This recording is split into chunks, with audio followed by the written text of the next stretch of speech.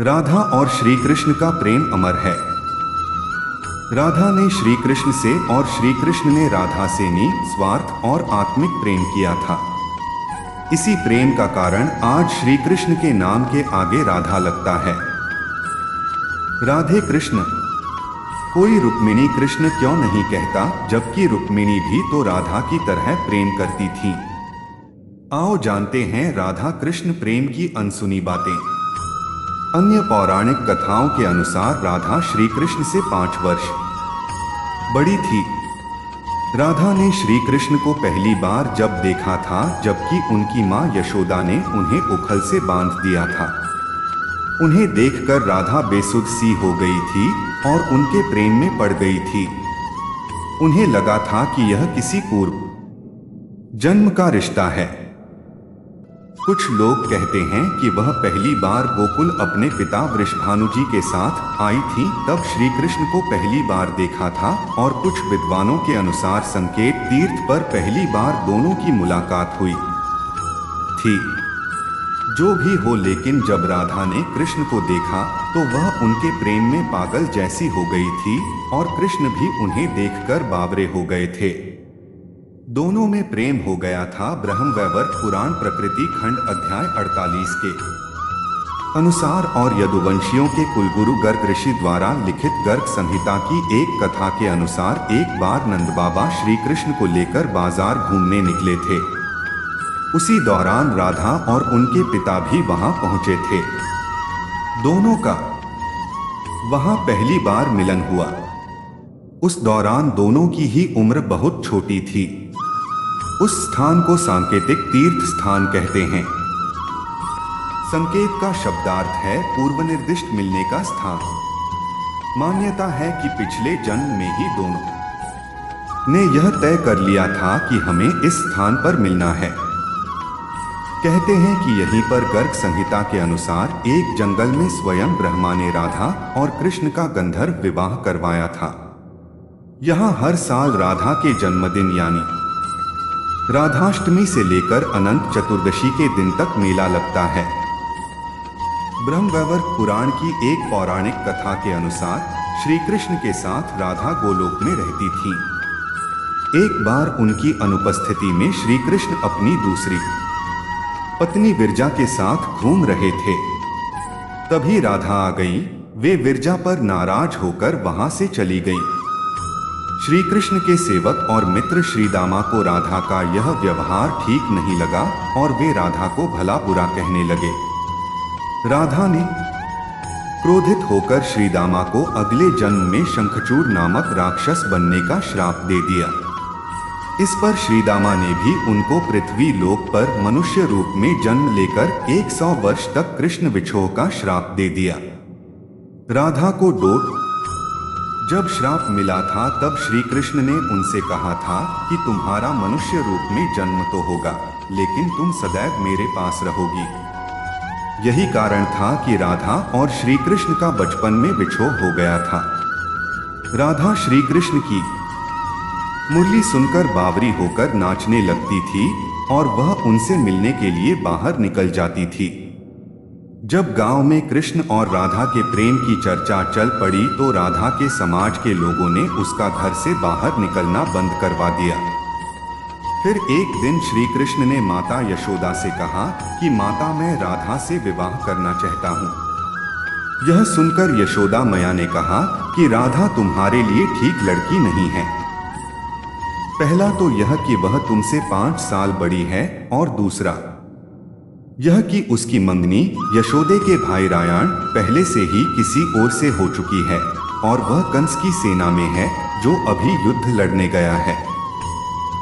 जब आएगा तो राधा का उससे विवाह हो जाएगा, इसलिए उससे तुम्हारा विवाह नहीं हो सकता।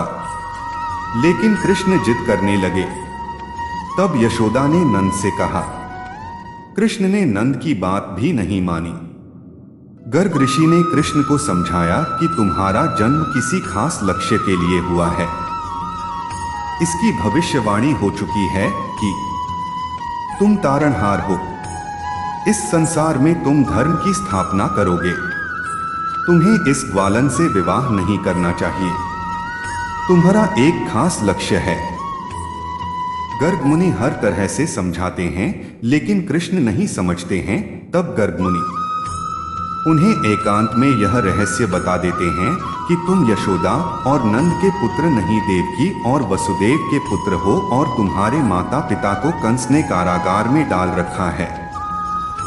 यह सुनकर श्री कृष्ण के जीवन की दशा बदल जाती है। राधा के परिवार को जब पता चला कि यह श्री कृष्ण की मुरली सुनकर उनके प्रेम में नाचती हुई उनके पास पहुंच जाती है, तो उन्होंने राधा को घर में ही कैद कर दिया था। तब श्री कृष्ण ने अपने साथियों सहित एक दिन उन्हें रात में कैद से मुक्त कराकर उद्धव और बलराम सहित अन्य सखियां के साथ रात भर नृत्य किया था। यह रात पूर्णिमा की रात थी जब महारास हुआ था। बाद में राधा की मां राधा के कक्ष में गई तो राधा उन्हें वहां सोते हुए मिली। कहते हैं कि उस वक्त श्री कृष्ण को दो ही चीजें सबसे ज्यादा प्रिय थीं, बांसुरी और राधा। कृष्ण की बांसुरी की धुन सुनकर राधा के जैसे प्राण ही निकल जाते थे। कई जन्मों की स्मृतियों को कुरेदने का प्रयास होता था और वह श्री कृष्ण की तरफ खिंची चली आती थी। भगवान श्री कृष्ण के पास एक मुरली थी जिसे उन्होंने राधा को छोड़कर मथुरा जाने से पहले दे दी थी। राधा ने इस मुरली को बहुत ही संभाल कर रखा था और जब भी उन्हें श्री कृष्ण की याद आती तो वह यह मुरली बजा लेती थी। श्री कृष्ण उसकी याद में मोरपंख लगाते थे और वैजयंती माला पहनते थे। श्री कृष्ण को मोरपंख तब मिला था जब वे राधा के उपवन में उनके साथ नृत्य कर रहे मोर का पंख नीचे गिर गया था, तो उन्होंने उसे उठाकर अपने सिर पर धारण कर लिया था और राधा ने नृत्य करने से पहले श्री कृष्ण को वैजयंती माला पहनाई थी। जब कृष्ण वृंदावन छोड़कर मथुरा चले गए तब राधा के लिए उन्हें देखना और उनसे मिलना और दुर्लभ हो गया। कहते हैं कि राधा और कृष्ण दोनों का पुनर्मिलन कुरुक्षेत्र में बताया जाता है, जहां सूर्य ग्रहण के अवसर पर द्वारिका से कृष्ण और वृंदावन से नंद के साथ राधा आई थी। राधा सिर्फ कृष्ण को देखने और उनसे मिलने ही नंद के साथ गई थी। इसका जिक्र पुराणों में मिलता है। इसके बाद राधा और श्री कृष्ण की अंतिम मुलाकात द्वारिका में हुई थी। सारे कर्तव्यों से मुक्त होने के बाद राधा आखिरी बार अपने प्रियतम कृष्ण से मिलने गई। जब वे द्वारका पहुंची तो उन्होंने कृष्ण के महल और उनकी 8 पत्नियों को देखा। जब कृष्ण ने राधा को देखा तो वे बहुत प्रसन्न हुए। तब राधा के अनुरोध पर कृष्ण ने उन्हें महल में एक देविका के पद पर नियुक्त कर दिया। कहते हैं कि वहीं पर राधा महल से जुड़े कार्य देखती थीं और मौका मिलते ही वे कृष्ण के दर्शन कर लेती थीं। एक दिन उदास होकर राधा ने महल से दूर जाना तय किया। कहते हैं कि राधा एक जंगल के गांव में रहने लगी। धीरे धीरे समय बीता और राधा बिल्कुल अकेली और कमजोर हो गई।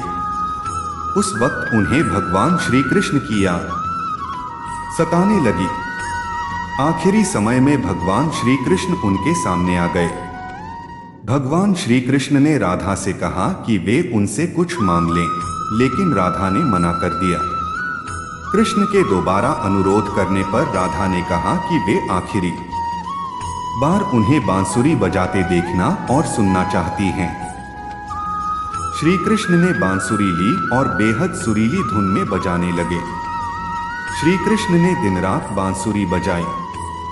बांसुरी की धुन सुनते सुनते एक दिन राधा ने अपने शरीर का त्याग कर दिया।